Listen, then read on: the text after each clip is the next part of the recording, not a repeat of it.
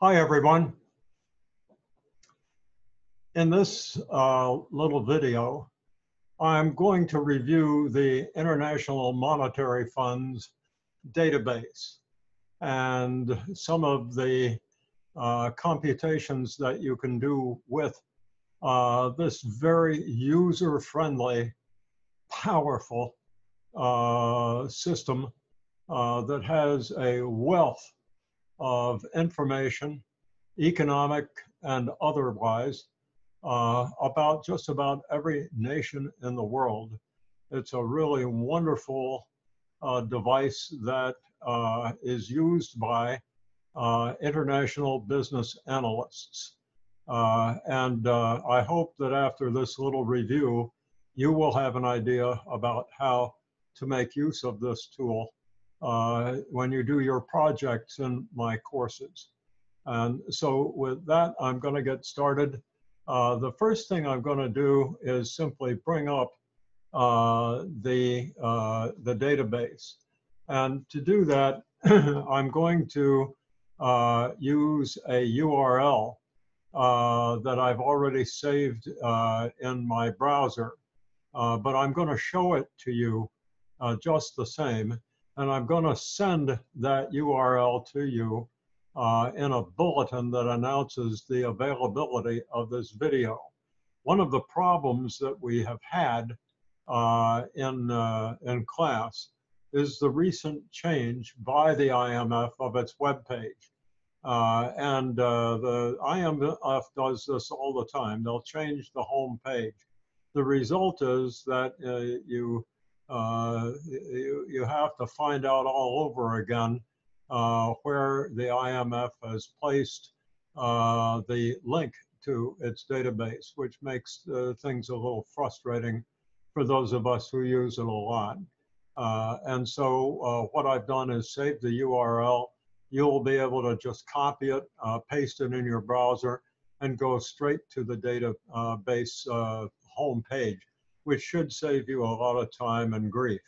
So with that, I hope I'm going to be able to use Zoom's features to share these items with you. So the first thing I'm going to do is try to come up to my computer's home page or browser page.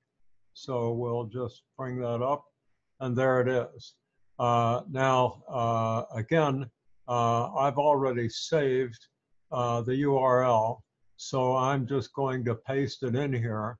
But again, you should know that you will have access to this same URL. There it is, though, in case you care to go back to the beginning of this video and copy it down if you don't have access to the announcement. The other thing I can do at the end of this recording, of course, is simply put on a blank screen that URL so that you can copy it down.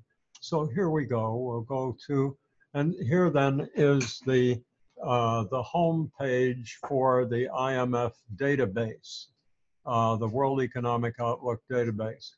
It's a remarkable structure, a remarkable system.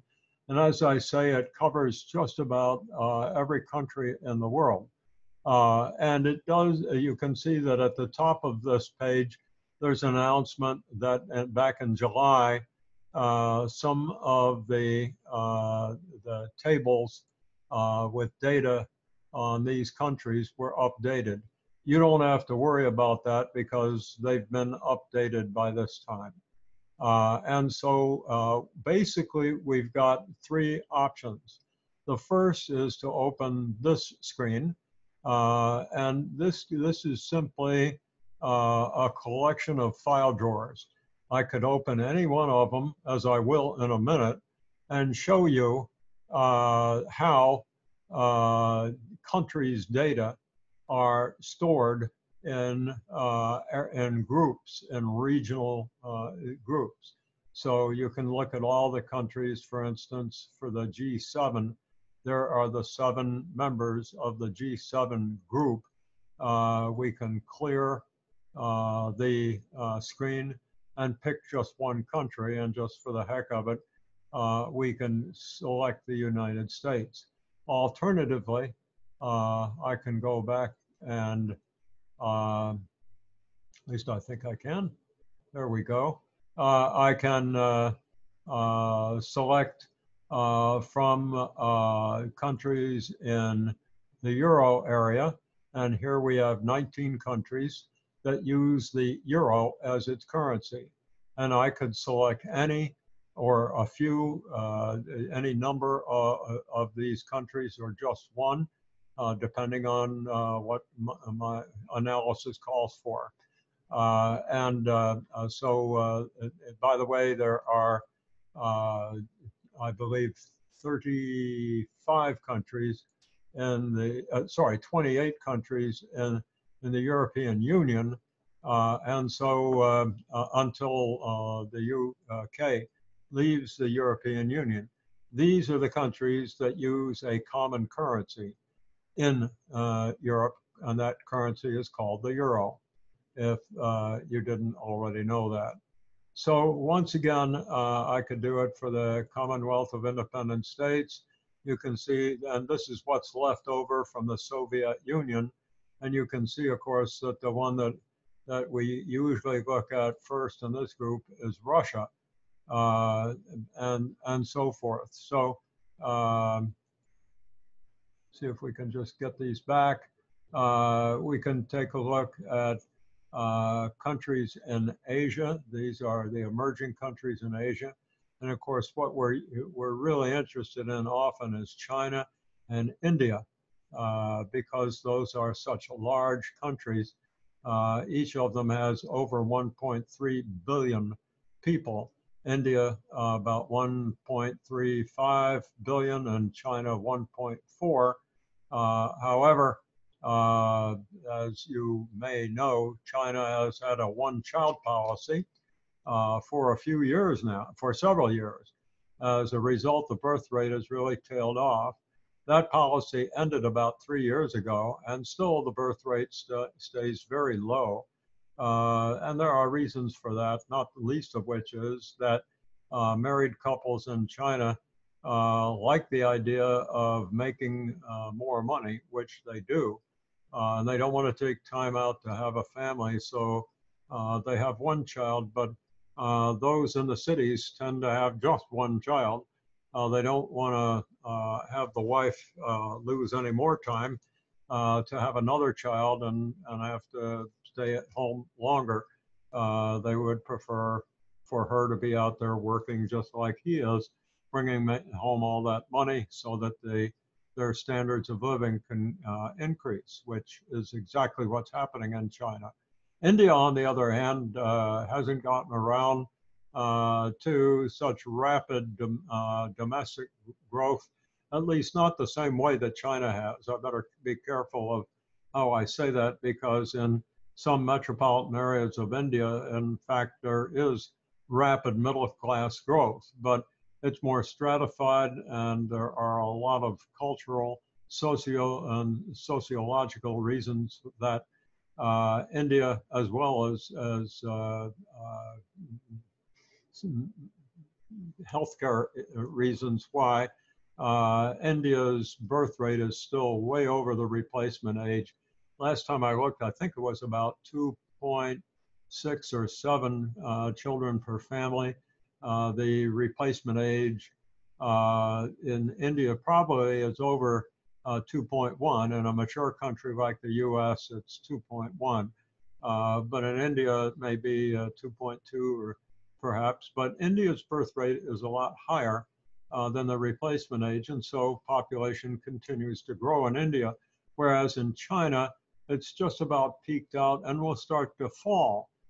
Which means that not too long from now, we'll see India's population exceed China's. And in a moment, I'm going to show you how to analyze that issue using data in this IMF database. So you can prove propositions like that and define the kind of strategic issues that in this particular case, consumer products and services companies, as well as governments in those countries, have to deal with. So let me go back again. So in any event, you can pick on any one of these groups and take a look at the countries in them individually.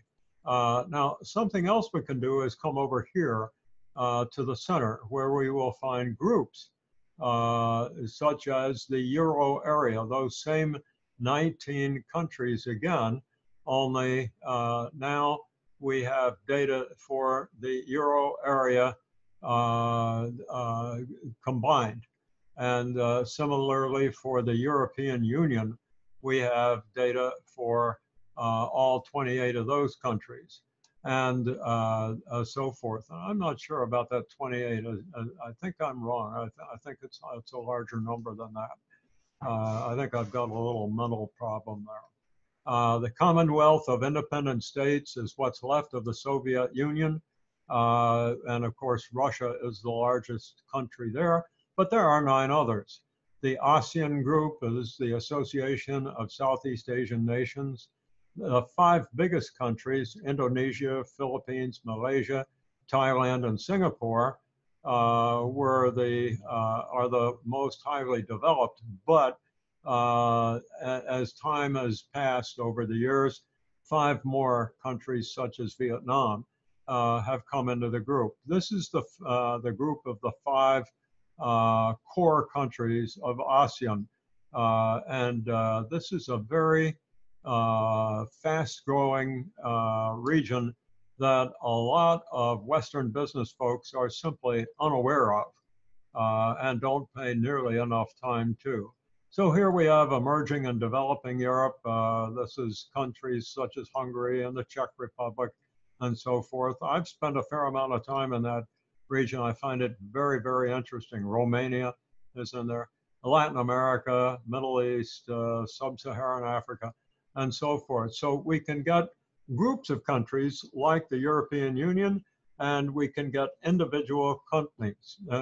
So let me just drop back again to the United States, okay? So what I'm going to do is I'm going to click here on the by country, and I'm going to go to the major advanced countries. I'm going to clear everything out, and then I'm just going to choose the United States. And now click continue. And here, I'd like you to take a look at just how much information is available in the International Monetary Funds database. These are all economic variables, and I want to drop back and talk about a couple of them with you in just a minute. Here we have monetary information such as inflation rates. We even have the European equivalent of the US prime rate, and that is the London Interbank Offered Rate called LIBOR, which is a short-term interest rate, just like the prime rate is. And then indicators of trade, particularly imports and exports broken down into goods and services, and so forth. And then population, employment, unemployment rate, and all sorts of government finance indicators, such as indications of government borrowing and so forth. These days, that's very important because some countries are more heavily in debt than others. Greece, for instance, has debt that is something like, and again, don't hold me to this, it's just my recollection, but 150% of the gross domestic product. It's just huge. And Greece cannot handle that debt. And it's a major issue in Greece, how to get Greece, and for the IMF, how to get Greece out of debt. And some countries in Northern Europe don't think that Greece ought to be given a free ride there. They are offended by the fact that Greece got into trouble and now wants other people to get them out.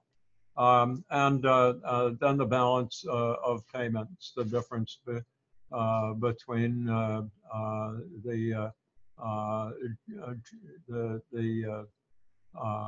imports and exports and the settlements, the payments for imports and exports. So as you can see, there's just a wide variety of information.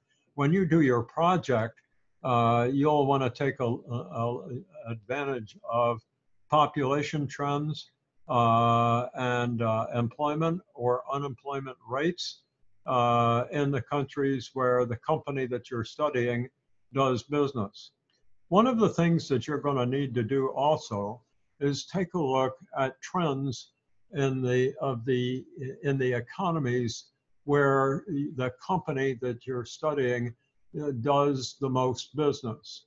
And the best way to do that, of course, is to look at GDP rates, trends in GDP.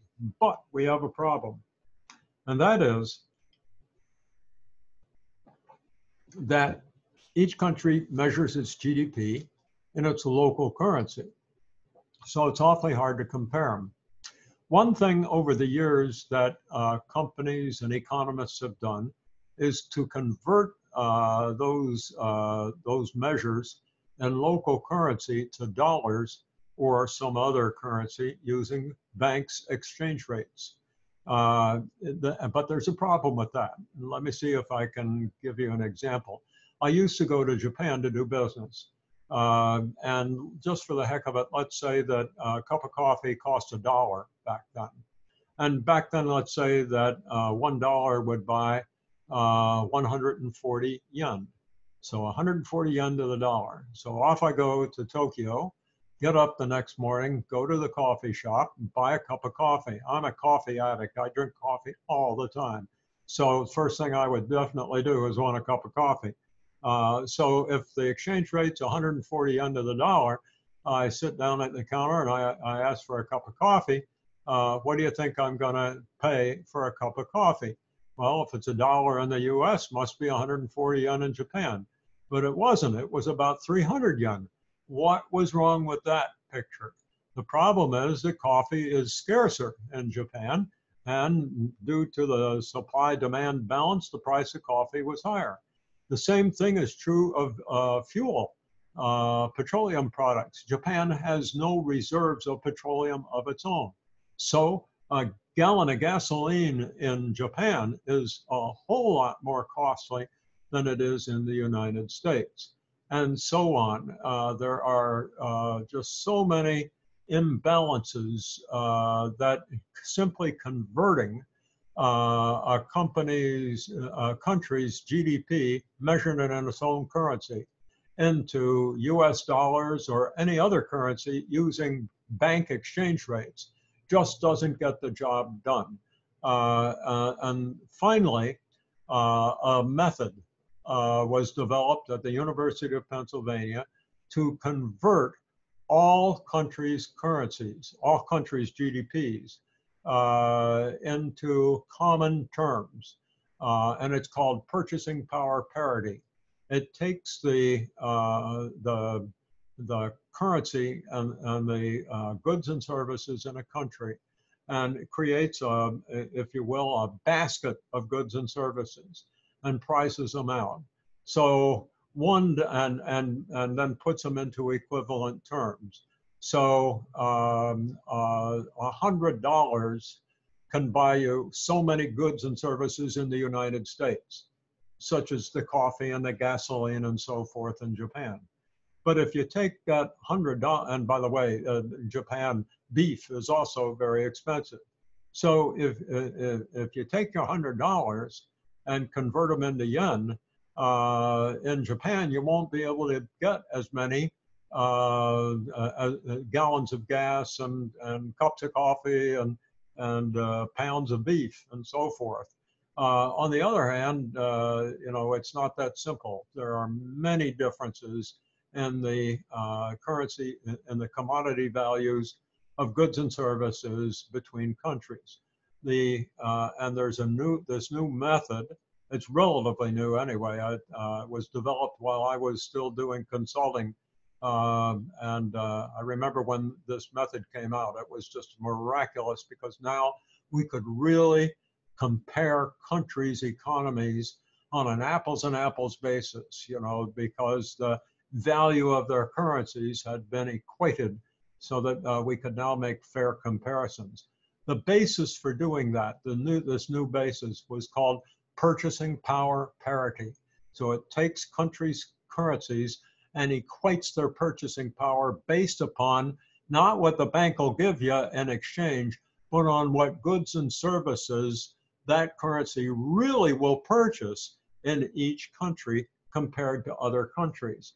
And there are two measures of purchasing power currency, two measures of GDP in purchasing power parity that you should use, and you can see them here.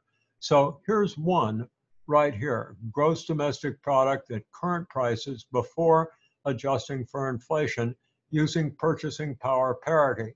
If we come down a little further, we have another measure where the currencies are adjusted for, or the GDPs are adjusted for inflation. Since I like to provide people, clients, with the ability to look at the values of economies in terms of what is actually being purchased in today's prices after purchasing power parity, my preference is to use current prices. Economists often prefer the opposite. They like to have constant prices because they want to look at the volume of economies' outputs rather than values. But since economies grow, consumer sectors grow at different rates, I often find this first one to be just as helpful as the second one. And I'd like to recommend that in your project, you use this one. Now, just for your information, here's the regular gross domestic product at constant prices, and here it is at current prices that we see every day in newspapers and news reports here in the US. And for every country, just about every country, we're going to get these same measures. If we look at the menu of information that is available here in the IMF database for every country. But there's more than that. This is an indication of inflation, the deflator index. But we see GDP per capita. That's a very good one for you to use to measure, to compare purchasing power of countries. And look here, it's also available in purchasing power parity so that you can compare consumer spending power between countries. So I really encourage you to take a look at these differences between countries, and you'll undoubtedly find some really interesting. And by the way, we probably want that one rather than this one, don't we? And current, because we want to see what the current prices or the current purchasing retail, if you will, values of economies, particularly consumer sectors. But in any event, this is since if we get this data in current prices, we probably want to get per capita data and current prices too. And in any event, there's just a whole lot of the gross national saving would be one other item that you might want to take a look at. I doubt that a whole lot of you have heard of this term, but it's a pretty important one. Gross national saving is the sum of personal saving and corporate profits, which after all is a measure of saving, isn't it? Your saving is computed by your income less your expenses, and what's left over is your saving. For a company, it's revenue less costs and expenses equals profit, right?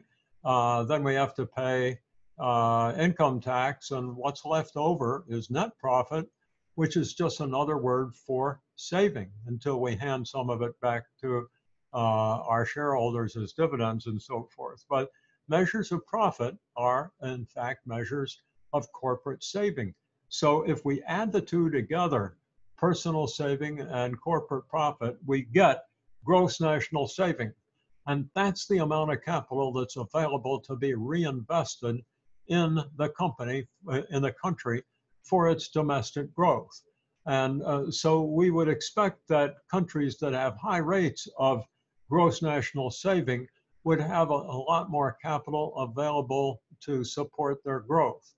Guess which countries have the highest rates of gross national saving?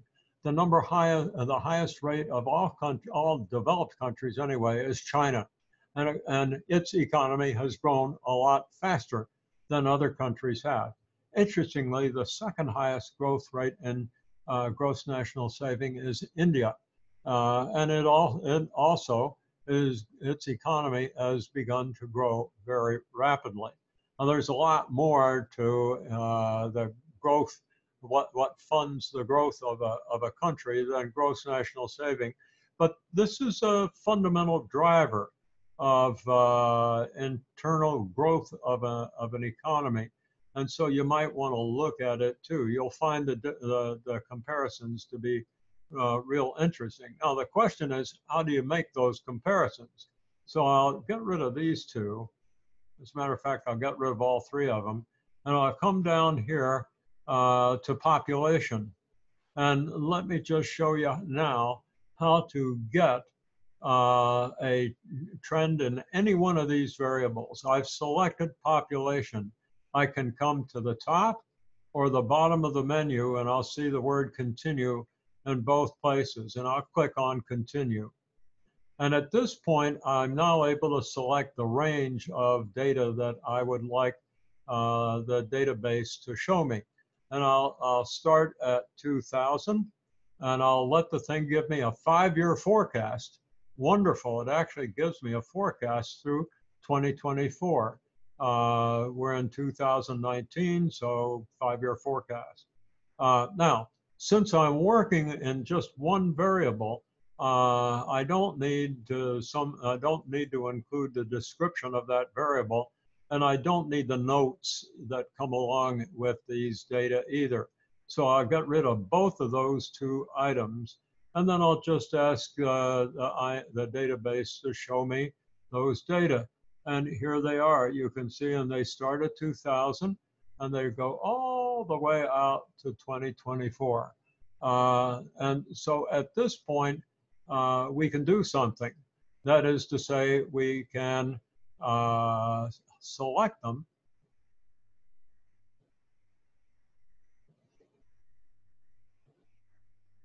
Of course, it's a good idea to select only the data.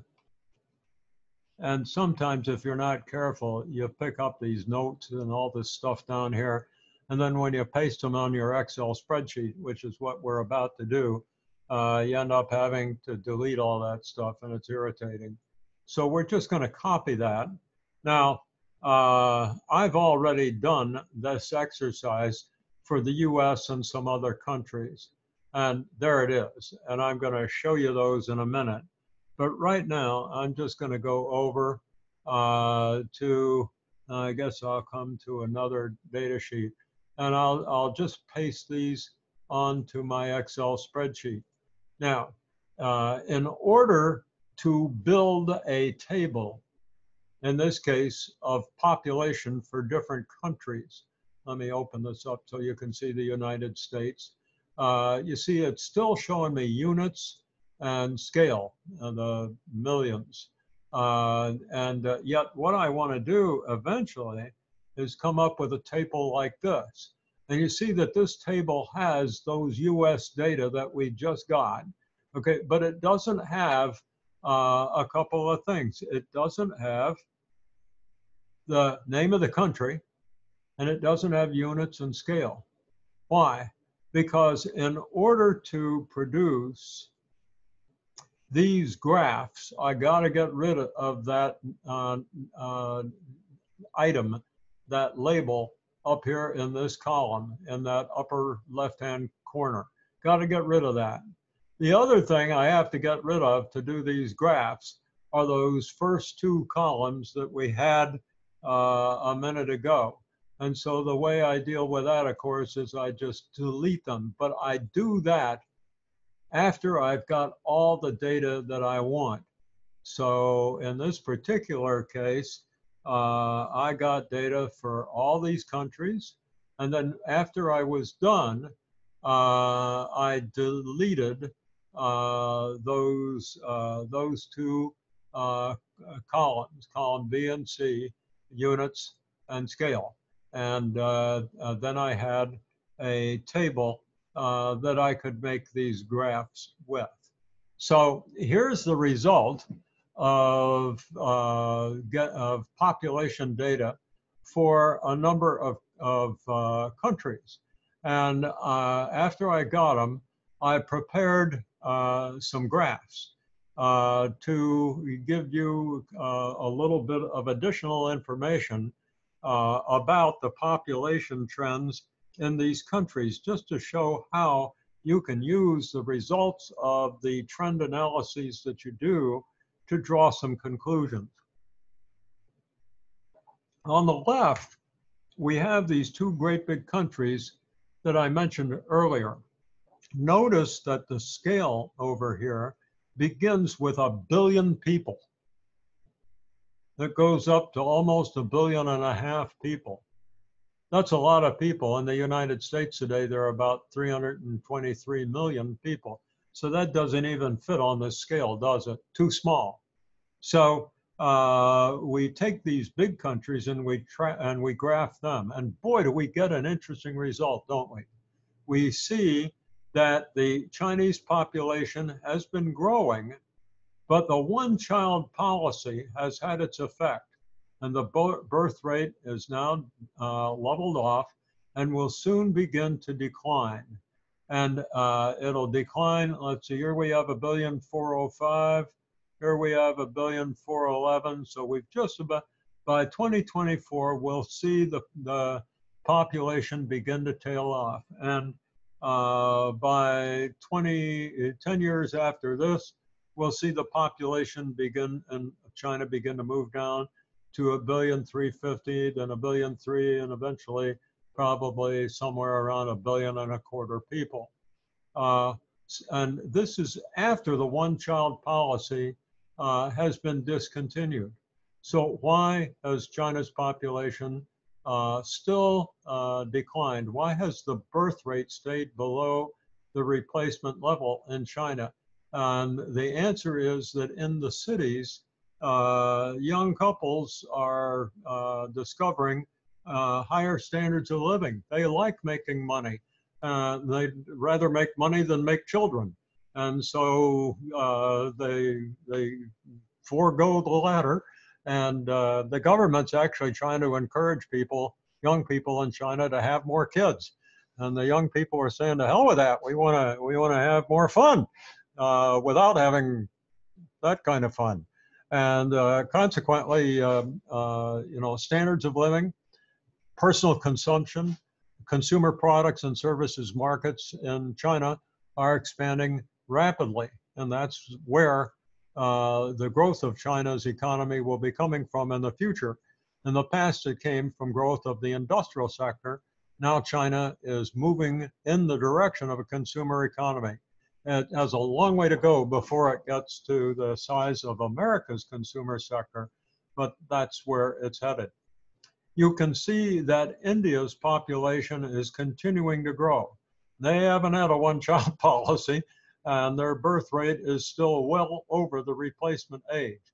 The replacement level of 2.1. Actually, in a country like India, due to healthcare, mortality, and infant mortality, and so forth, probably the replacement rate of birth rate in India is maybe closer to 2.3. But India's birth rate is considerably is significantly higher than that. It's come down, but it's still well over the replacement age. And so the population of India, as you can see, is just headed higher and higher. Thus, by, what is it? Let me look here, 2022, India's population will catch China's. Frankly, my guess is that due to poor record keeping in India, if we actually got an accurate count, we would find that India's population may already be the same size as China's. But according to this projection by the IMF, it will be formally the same size as China in 2022, just 3 years from now. And after that, the country with the largest population in the world will be India. So here we have a comparison of two rapidly growing countries with very large populations. Now, if we look at the trends in their GDP, personal power, purchasing power parity, we would see a much different answer. China's does grow. Frankly, it grows more rapidly than this at a steeper angle. But India's doesn't grow as fast. India's economy is just beginning to develop. So the trends in India's population are not the same as the trends in its economy. Now let's move to the center of this page, and we see 3 more countries, but they're not growing as rapidly, are they? And you can see that the top of the scale here is 400. The largest value over here is almost 350 million people, about 341, and that's the United States. You know, it's way down below the bottom of the scale that we just looked at. And what you want to do is make graphs that have countries with about the same size of population, because then it's easier to make comparisons and to see the variations in their trends over time. Here we see the US, Brazil, and Mexico. And although there are substantial differences between these countries, they all have modestly growing populations. Not rapid growth like China and India, but nevertheless growth. Now, if we move over to the right, we see something really remarkable, don't we? And that is the population trends for Russia and Japan. Now, the first thing we need to observe is that the highest value on this chart is also far lower than the lowest value in that chart for China and India again. But the line on the top is Russia's population, and oh my, first we see a decline in population, and there are several reasons for that. One is emigration, because the economic conditions were poor. Another is that because economic conditions were poor, birth rates went down. People don't like to have babies as much when they don't have as comfortable conditions to have them in.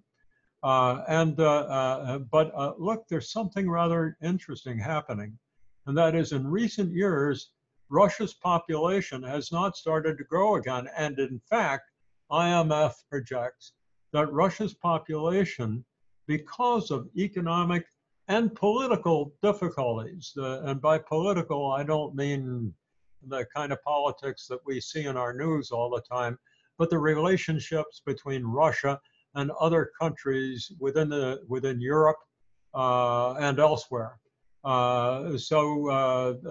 Russia's population, it appears, is going to start to stagnate a little bit. It's not going to decline a lot, but it certainly isn't going to increase, and it could decrease.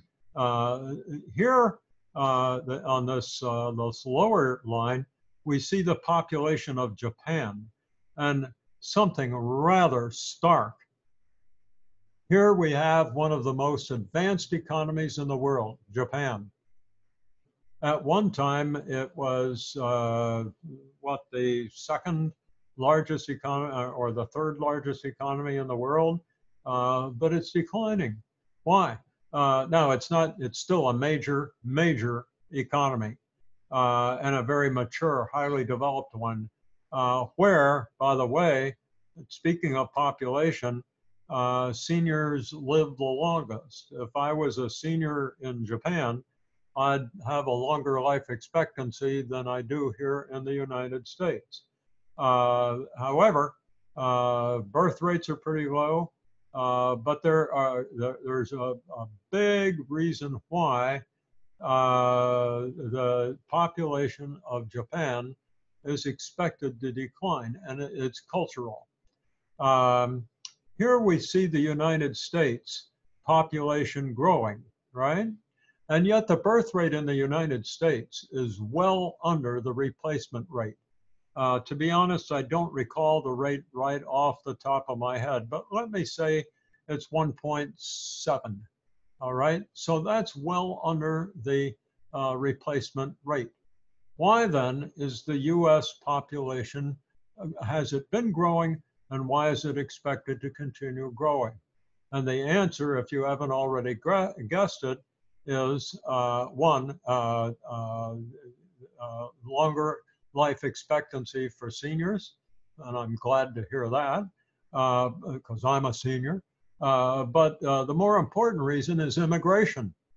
So you hear a lot of talk in the news about immigration, but don't forget that if it hadn't been for immigration, this country's population over the years wouldn't have increased as it has. Due to cultural reasons, immigrants are not as welcome in Japan. It's a hard thing to explain. I could, but we don't have time for it. But Japan's population is very ingrown culturally. They tend to accept Japanese people and not others. There have been a variety of reasons for that, not least of which was the aftermath of the Second World War. But this cultural preference for by Japanese people for Japanese people has gone on for a long time, even before the Second World War. But for a variety of reasons, immigration isn't a very big item in Japan, and you can see the consequence. With a low birth rate, Japan's population is expected to decline in the next 5 years. So as a consumer economy, Japan is going to be less attractive than it would have been otherwise. And I think this is something that is kind of interesting for you to keep in mind. For instance, if you're studying a company in the auto industry, Japan presents some other interesting challenges in the auto industry as a result of the war, Second World War, and Japan's invasion of China. Prior to the beginning of the Second World War, Japan invaded China and was ruthless in its occupation of cities on the Chinese coast, so that the Chinese today still resent the Japanese, which makes it difficult for companies like Toyota to be as successful in China as in other countries such as the United States. Yet, the largest and fastest growing market for automobiles in the world clearly is China. China's automotive market is far larger than the market for cars in the United States, and more cars are produced in China. But unlike in the United States, Toyota's not the largest contender, and not the largest producers of cars in China. This is a big issue for Toyota. So here we have the effect of culture impacting trends of population, which are impacting major base industries like automotive, and the possibility for shifts in market shares and the importance of rivals, in this case in the automotive industry, over time. And we got all that information by looking at these trends from data from the IMF database. So you really want to take advantage of them. Okay, so I think this probably should give you a pretty good basis for use of the IMF database. Let me just take a look and see if there's anything else here that we need to talk about, but I don't think so. Yeah, the one thing I will do, remember that URL, the link to the IMF database. Here it is. Now, again, I'm going to publish an announcement that this video is available. And in that announcement, I'm going to include this URL so that you can copy it and paste it in your browser. But if you, maybe you want to take a quick picture of this image while I have it on the screen. You know, you can do that screensaver. You know, push that print screen or print screensaver on your computer, and then you'll have it for use later, and you can save it that way. Okay, so now we'll take just one more little look and be sure that there's nothing that we haven't talked about.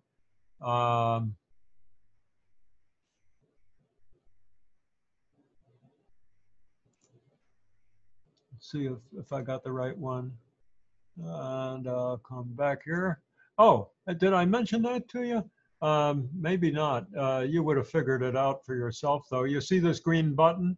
Every time you're done with a search, you can, to get back to that page where you select what you want to do, you just click this green button that says new query, and you're right back where you started. And we could have done the same kind of thing that we just did for the United States for any country here in these groups, or we could have gone to these groups here. Now, the problem is that there are some areas, many of these items on this list won't give you the total population.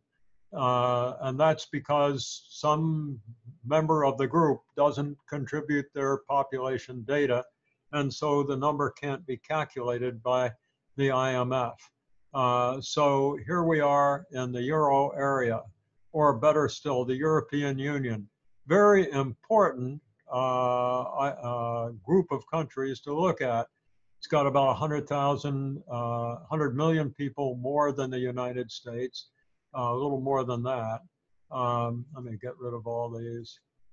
And here's the European Union. So I'll open up its menu. And I still have a nice menu, but it's not as big as the menu for an individual country. And what's missing is the, notice, by the way, we do have purchasing power parity. So you can do comparison of economic trends in purchasing power parity for the big countries like the US, China, India, but for Europe, I would use the European Union or the Eurozone rather than the individual countries. But if you want to compare populations in Europe, regrettably, what we have to do is go back to the individual countries, and we have to sort of pick them off. So here are the big countries in the Euro area. Notice that the UK does not use the Euro, but a couple of big ones are France and Germany. Italy is important. It's a big industrial country. Yeah, Belgium probably, and Spain. This would probably be a real good sample of Europe, and you would do them separately. However, you would not be done. Then you have to go to the remainder. Whoa, see if I can. Okay, Euro area, and then emerging and developing Europe. And here we have some more important countries. I think Hungary is really interesting to me. Its numbers aren't big yet, but they well may be. Romania, Poland, there's a lot going on economically in Poland.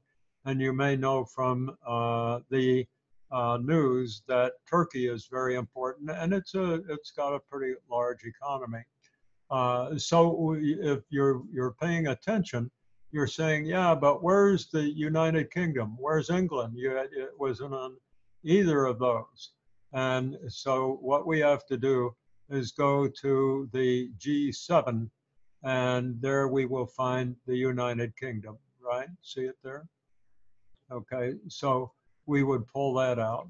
So to do Europe, you've got to put together a sample of major European countries. Do they have to be all the ones that I just mentioned? No, indeed. But they should be the larger countries. You certainly want Germany. You certainly want the United Kingdom. I would include Italy for sure. And because of what's going on in Poland, I would be kind of inclined to do that as well. And then you take a look at the others, and so. Oh, by the way, here's Italy. I forgot to mention France. I would include Germany, Italy, France, and of course the United Kingdom. So these are all European countries, and they would be naturals. By the way, you see Japan is here as well. So you would be able to pick it up separately here if you, and this is where you would find Japan. Okay, so I think if I haven't already bored you enough, I'm getting bored, so I think we'll stop.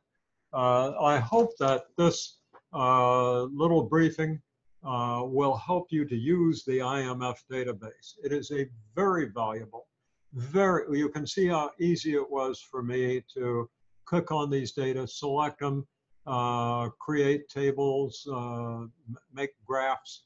I didn't demonstrate to you how to make graphs once you have the table, but most of you have had some training in Excel and know how to make a graph from an Excel table. It's a piece of cake, and it just takes no time at all. So with that, I'm going to let you pick it up from here. If you do have any questions about how to use these data and this database to analyze the countries where the company that you're studying does business, then please feel free to ask me. But I think with a little common sense, you can probably figure it out for yourself. You want to get information about the economies of the countries where your company does business. You sure want to get the population. You would probably want to get the gross national saving rate that I showed you. Now, some other possibilities are employment. That's the number of people employed, which are on these data tables, or the unemployment rate. I prefer employment myself because unemployment rates are calculated differently by different countries. And so, but it's up to you because this isn't something that, one of your clients in a bank in some country or some company is waiting for. This is an academic exercise to give you some practice in doing this so that sometime when you're working professionally and you need to get international data, you know where to go to get it and basically how to work with it. That's what the purpose of this exercise is. So I hope that this little video will provide you with the ability to pick that skill up by doing it, by practicing it and doing it yourself. And with that, I am going to turn off, I hope I'm going to turn off this recording and let